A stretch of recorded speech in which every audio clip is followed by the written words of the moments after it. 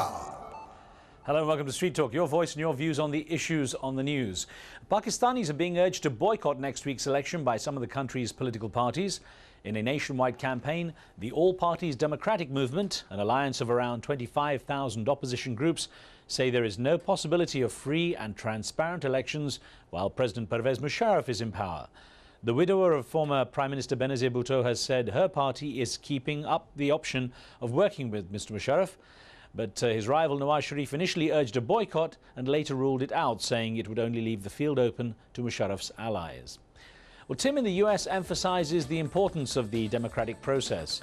Boycotts do not work. A boycott results in silence, and silence affects nothing. Bring your best to the table and everyone will benefit. Georgie in the US thinks the voters should take alternative action to demand free and fair elections. The Pakistani people should boycott the election and take to the streets to demand no more military dictators. Bob reminds us of the downside of not participating in elections. Boycotting the election did not work out well for the Sunnis in Iraq. I think it is more important to register dissent than to worry too much about the platform of the opposition. When it comes to business, money is money, and now some New York City vendors are accepting the euro as legal tender. As the dollar weakens, more and more shoppers are passing on the buck and shifting towards European cash. Jay-Z is even tossing it around in his latest video. It seems people are no longer thinking of the weakened US dollar as a universal currency. The shopkeepers in the Big Apple talked to us about why they opened their coffers to the foreign coins. We didn't realize that we would take so much in, and there was that many people traveling or having euros to bring it in.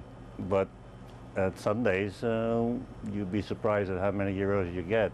It got me thinking, oh my God, I should take euros in at the store, considering there's so many Europeans right now, especially in this downtown neighborhood. There's a lot of French, Italian, a lot of euros. Staying on the subject of economics, we go to our Street Talk segment, Punchlines, where we look at some of the best cartoons from around the world. And Matt Work is with us for that. He's the editorial cartoonist with the DC-based Politico.com. This is what we had a look at.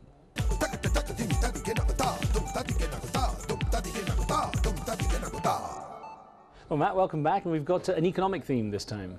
Yeah, you know, people say money makes the world go round, and in this case, we're hoping it keeps the world going round. So we found some cartoons that are dealing about the state of the world economy. Yeah. And the first one is by R.J. Matson from St. Louis, the St. Louis Post-Dispatch.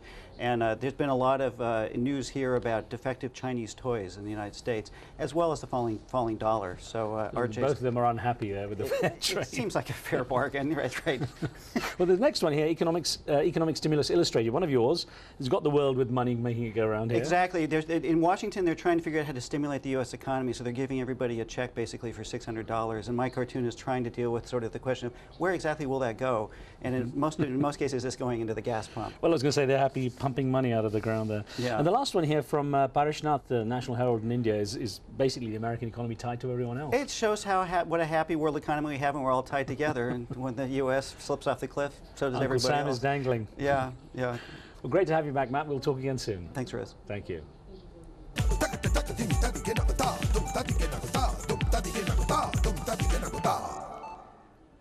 And that's it until next time. Do keep sending in your questions and comments and pointers to anything interesting or amusing for Street Talk. Remember, what you see here isn't necessarily the view of Al Jazeera. Some of the content's been edited, but for time and space reasons only. And that's the talk on the street.